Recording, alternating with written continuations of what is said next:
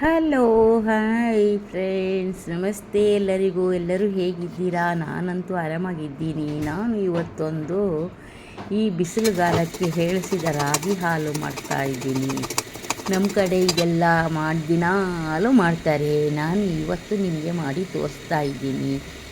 ಇದು 1 ಲೋಟ ರಾಗಿ ತೊಗೊಂಡಿದ್ದೆ. ಚೆನ್ನಾಗಿ ಆರಿಸ್ಕೊಂಡು ಅದನ್ನೆಲ್ಲ ಕಸ ಎಲ್ಲ ತೆಗೆದು ಆಮೇಲೆ ಒಂದು ಬಾಣಲಿಯಲ್ಲಿ ಚೆನ್ನಾಗಿ ಹುರಿಬೇಕು.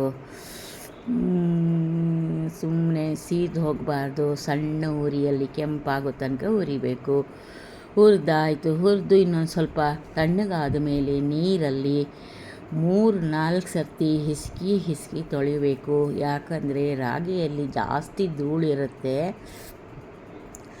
ನಾನು ಒಂದು 4 ಸರ್ತಿ ತೊಳೆದಿದ್ರು ಆಮೇಲೂ ಕಸ ಬರ್ತಾಯಿತ್ತು. ಹಾಗಾಗಿ ನೀಟಾಗಿ ತೊಳಿಬೇಕು.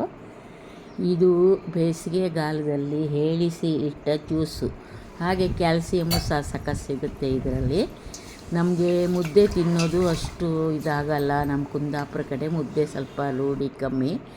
ಹಾಗಾಗಿ ರಾಗಿನ ಈ ಥರದ್ರಲ್ಲಿ ಜಾಸ್ತಿ ಸೇವಿಸ್ತೀವಿ. ರಾಗಿ ರೊಟ್ಟಿ, ರಾಗಿ ದೋಸೆ, ರಾಗಿ ಮುದ್ದೆ, ರಾಗಿ ಮಾಲ್ಟು.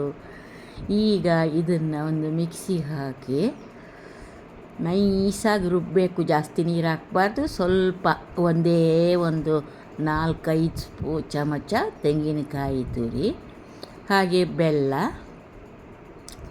ಚಿಕ್ಕ ರುಚಿಗೆ ತಕ್ಕಷ್ಟು 1 ಚಿಟಿಕೆ ಉಪ್ಪು, 3-4 ಏಲಕ್ಕಿ ಹಾಕ್ಕೊಂಡು ಸ್ವಲ್ಪ ನೀರು ಹಾಕ್ಕೊಂಡು ನೈಸಾಗಿ ರುಬ್ಬಬೇಕು. ನೈಸಾಗಿ ರುಬ್ಬಿದ ನಂತರ ಒಂದು ಈ ಸೋಸೋದು ಜರಡಿ ಸೈಜಿಂದ ಚೆನ್ನಾಗಿ ಅದನ್ನು ಸ್ಪೂನಲ್ಲಿ ಹೀಗೆ ಪ್ರೆಸ್ ಮಾಡಿದಾಗ ಅದು ರಸ ಎಲ್ಲ ಹಾಲೆಲ್ಲ ಕೆಳಗೆ ಬರುತ್ತೆ.